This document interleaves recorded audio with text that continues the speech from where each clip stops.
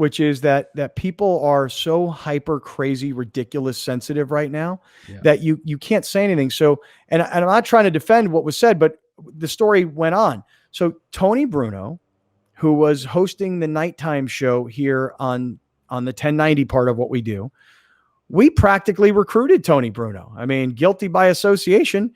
The Hebrew brother, the Hispanic brother, and the African-American brother were in Miami, standing there chatting with Tony Bruno about how he's about to come back from doing a podcast on Twitch to actually getting back on radio. And little did we know that months later, we'd say, hey, Tony, we got something cooking here with 1090. We should put your show on. And then Tony started going like really, really far right with his commentary in a time when not only are we dealing with pandemic, but social unrest and lots of racial issues here in America. The three of us have been doing, we've been doing race talk since, George Floyd was murdered on the streets of Minneapolis, right?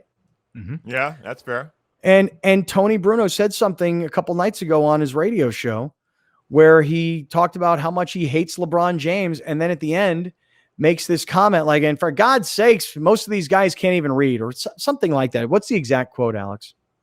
Something like, because it got quoted by Deadspin. And then once Deadspin quoted most of these guys can't even read, for God's sakes. Yeah, most of these guys can't even read, for God's sakes. By the way, most of them, I guess people take it as like, oh, he must mean that the white guys in the league can probably read and the black guys probably can't, because most of them can't read. So the question really is, though, like, did Tony Bruno get pulled from SiriusXM because of this one comment? Or is it because he might have a history of things and Sirius was just like, you know what? It's just not worth it. Like, was it really just this one comment? Or do you build a track record? If Rich Eisen goes out and says something, he's probably going to get the benefit of the doubt because he hasn't really said anything previously. Now, I could be wrong. Obviously it depends what he says. But if Rich Eisen does a flippant comment where he says, for God's sakes, these guys can't even read, like, is that going to get Rich Eisen kicked off Peacock and everywhere? Yeah. Yeah, it is. Yeah, it is. That would, if he said that, it would. Yeah. If Rich Eisen said the exact same thing, he's dead meat. Because in today's climate, if you are a white male and you are a broadcaster and you're in the opinion business, you need to be extremely careful with your language. By the way, though, that's not even being extremely careful. Right. No, what Tony Bruno said? Right. No, right. That's my point. That's why when Tony Bruno gets fired, if you put the exact same words to Max Kellerman or to myself or to Rich Eisen, to Dan Patrick, any white guy says what Tony Bruno said in 2020, you're toast. You're done. But here's the difference, though. Those guys don't say that. And that's we have Sid on the show all the time. I think Sid is awesome. Because we disagree doesn't mean I don't like him. Having Sid on the show is great. It provides a different perspective. And his opinion of things are completely right of what I think of something. But I don't sit there and go, yo, Sid should lose his job. No, but here's the difference. But you want to know the difference? Seriously, there's a huge difference. So Sid works for a radio station in New York City, WABC Radio. That radio station was bought and is currently owned by a billionaire who is a Trump supporter. And so that billionaire is saying to guys like Sid and others who work on those airwaves, you go as far as you want to go, as long as your end all be all is be pro-Trump. On the flip side, Tony Bruno, his show was being aired by Sirius Satellite Radio on the Dan Patrick channel. You're exactly right, John. Dan Patrick doesn't say things like that. Dan Patrick is a sports broadcaster who has some opinions. He does some great interviews, and Dan he's vanilla, right? I mean, he's not controversial, right? So I would agree with that. If you're Dan Patrick and you've got racist, by the way, that is racist. Calling him a vanilla. white guy vanilla. I know. How dare I? When Dan Patrick, who has a crystal clean reputation, says, hey, Tony Bruno's my buddy from way back in the ESPN radio days. I want to help him. I've got a channel on Sirius, put Tony Bruno on. But then Tony Bruno says something that can be taken as racist, which people took it as racist. I don't need that on me because it's guilty by association. Do you know that I sent a tweet in May that Tony Bruno and Harry May's radio show was on fire. I was a guest that day on their show. Okay. I wrote a tweet. Hey, these guys are on fire. They should be on 1090. You know what happened? People have gone back and found the tweet.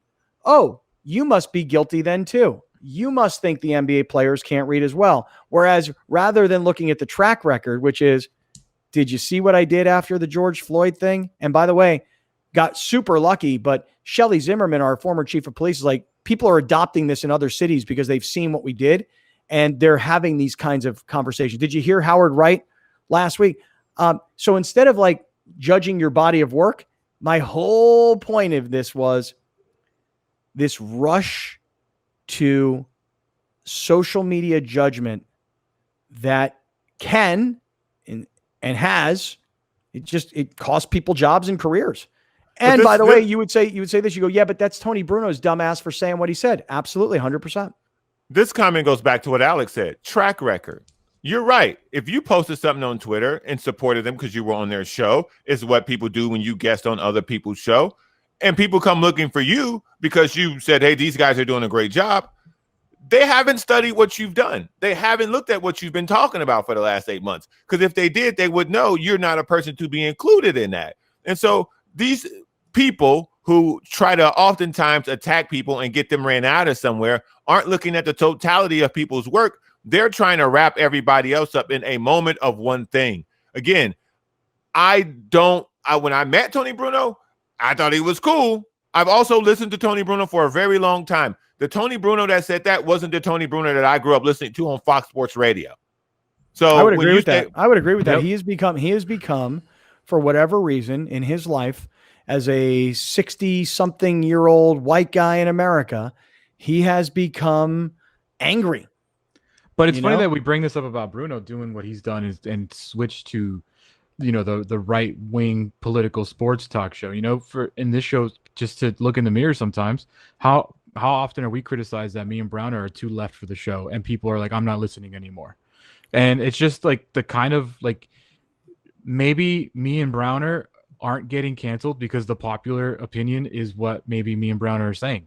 So does that make sense? Like if me and Browner came on and started saying stuff that Tony said, then maybe we'll get canceled. But right now you're not getting canceled to say, that Black Lives Matter. But how many people that listen to this show or used to listen to this show said that they're not doing it no more because we say those things? Like, dude, I saw a guy yesterday on Sided. I'm trying to find it here. Oh, here it is. I found this guy on Sided yesterday. His name is William Russell, and he posted this question on Sided. Did you guys happen to see this? Listen to this. The Kaplan and Crew show has become a lot more political and highly left-wing slanted. For those more on the right, does that put you off? And he writes this comment. He says, not sure about Scott. He seems pretty independent-minded politically. John Browner and Alex Padilla are very much left-wing, and they make their leftist opinions well known. There is a debate that we should keep our political bias out of sports, but this show has gotten pretty political and very left-wing. Does it bother you and what show has turned into? Does it bother you what the show has turned into, or are you good with it? Right now, 57% say no. It doesn't bother me that Alex and John lean to the left. That's 57%. And 43% say yes, they're too left-wing and too political. So to your point, Alex, here's a listener. This is William Russell on the Sided mobile app, which I would encourage everybody to download. And on the Sided app, here's this listener saying that it's too left-wing. Here's what I said to the guy. I just want to say, here's what I said to the guy. You have a young Hispanic male and a young African-American male. Where do you just guess that they're going to lean? They've grown up differently than you have, sir. And thankfully, only because when I look at you two guys, then I look at my own kids, 20, 18, 16, 14, that are white kids that are walking around my neighborhood in Solana Beach going, how do we get a Black Lives Matter sign? How do we get one of those signs that says our house believes in love and compassion? How do we get something that we can put out on our front lawn that tells everybody that we support equality and we're all for, helping people? How do we get one of those signs? And I'm just telling you that, I said to the guy, I go, where did you expect you didn't expect them to lean left? Yeah, Look let me who say they this are. because let me say this because I'm sure Browner has more to say than I do. But honestly, I don't think it's a political thing to say what happened to George Floyd and Jacob Blake is not okay.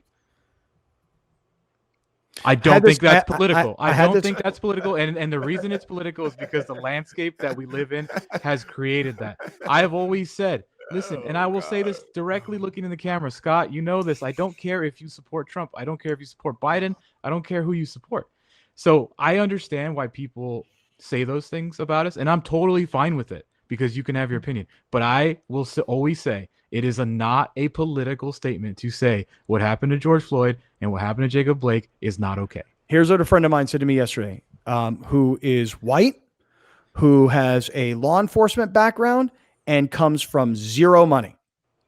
A friend of mine said to me yesterday, he goes, why don't people just comply with police officers and these things don't happen? And I said, okay, completely fair point. However, it doesn't mean that a cop should shoot and kill or choke somebody to death. The cop is not the final decision maker. Yeah. You know, that's my guess. I think everybody should comply with police officers. You know, had Jacob Blake complied, maybe this wouldn't have happened. But he was walking from one side of the car to the other, and I don't know all the details of who thinks that he's grabbing a knife. My point, I said to my friend yesterday, I go, you're getting it all wrong, dude. The point is the cop doesn't make the decision right there on the spot that this person dies here and now. You know? Right. And I mean, dude, there's endless. See, that everybody's always talking about, well, if it's on camera, if it's not on camera, you never notice. There's endless videos of non-black people not complying with the cops and not getting shot. You know what I'm saying? Like, it's not all cops. It's not. It's definitely not all cops. And I'm not even saying, I've never said defund the police. I've never said we don't need police. I've never said all this. All I'm saying is that there are some bad cops, and it's okay to acknowledge that there are some bad cops, and we need to do something about it. That's it. That's all I've ever said. I can't. I'm gonna be really honest right now. I can't because my head will explode. It really will. And I don't want to be portrayed. You know what? I don't care how I'm portrayed. I don't want this show to get a negative image because of something that I personally believe. Alex, I'm 100% with you. If you honestly think what happened to George Floyd makes you some crazy leftist, or what happened to Tamir Rice makes you some crazy leftist, then, I mean, listen, man, I can't have no conversation with you. If you think this kid who shot these people at this protest is a hero, I can't have no conversation with you, man. I just can't. And I've said a million times on this show, if you voted for Trump, good for you.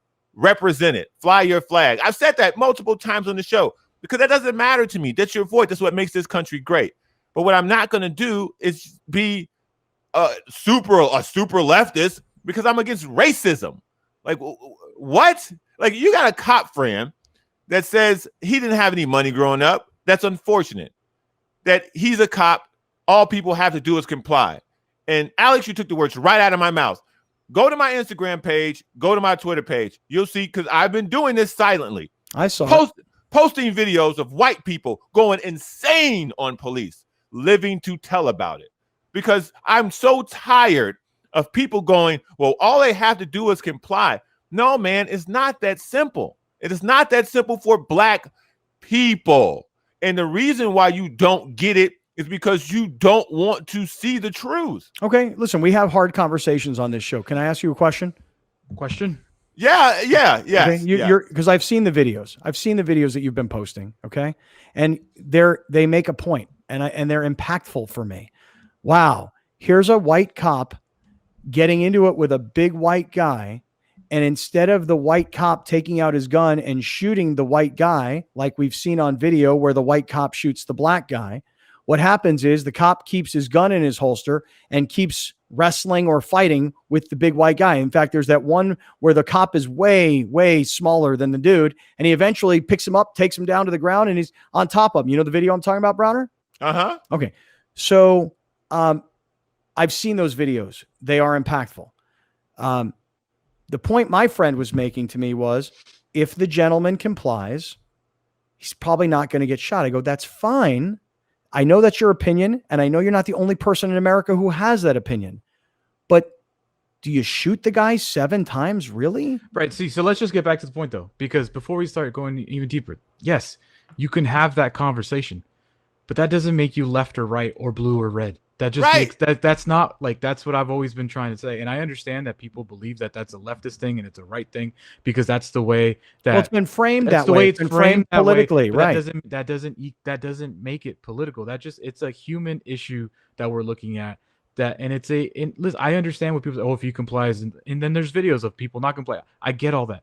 That doesn't make it a left or right issue. It doesn't make it a political issue. It makes it a human issue. And if you believe that way, that yeah, if he complies, then it's all good, then you believe that. Cool, believe that. I believe this, and I'm comfortable saying that, and I'm comfortable with the repercussions, to go back to the Tony Bruno thing, of what could happen to me or to the show if I say that out loud. And obviously Scott is too, because his name's on the show. And that's cool. We live with these decisions to full circle. What Tony Bruno said, maybe he didn't think about it, and maybe he got fired and he didn't want to get fired. But obviously he didn't want to get fired. But me saying nobody really ever wants to get fired. But me saying that about Jacob Blake and George Floyd, I don't find that political. And if I get fired for saying that, then so be it. I'm cool with it. Dude, was it political when James Blake got tackled by those cops in New York? Was it political when Thabo Cephalostis got his leg broken by police? Like, it was wrong. It was wrong, and it was proven wrong in the court system. So it's really becoming vastly overwhelming for me to constantly have to answer these people's questions about simple human decency. Now, if you tase a guy, you shoot him in the leg, however you want to write it up. Shooting a guy 7 times in the back in a state where there's an open carry law, and then 2 nights later, a kid with a AR-15 murders 3 people. Stop it. All right. We can always be having these hard conversations, because let me tell you something. Thanks, Tony. Yeah, Tony Bruno. And dude, all you have to do is say you don't like LeBron as a ball player. You don't like what he stands for. But man, oh man, in today's climate, you got to know better. You really do.